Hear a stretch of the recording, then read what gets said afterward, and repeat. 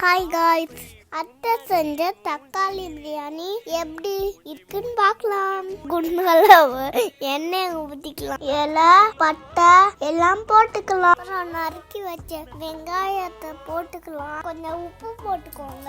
3 பூண்டு பேஸ்ட் போட்டுக்கலாம். அப்புறம் 4 பச்சை மிளகாய் போட்டுக்கலாம். கை நிறைய கொத்தமல்லி புதினாவும் அப்புறம் கொஞ்சம் தக்காளி போட்டுக்கலாம். 3 ஸ்பூன் தயிர் போட்டுக்கலாம். 2 ஸ்பூன் மிளகா பொடி, 1 ஸ்பூன் கரம் மசாலா, எலுமிச்சம்பழத்தை புளிஞ்சி ஜூஸ் ஊற்றிக்கலாம். 3 லிட்டர் தண்ணி ஊற்றி கொதிக்கிற வரைக்கும் வெயிட் பண்ணலாம். அப்புறம் அரிசி போட்டுக்கலாம். நல்லா போட்டு கிண்ணணும். அப்புறம் தம் போட்டு மூடி வச்சுக்கலாம். ஓபன் பண்ணா அத்தை செஞ்ச தக்காளி பிரியாணி சூப்பர் ரெடி. தேங்க்யூ, பாய். எல்லாரும் சாப்பிடுங்க.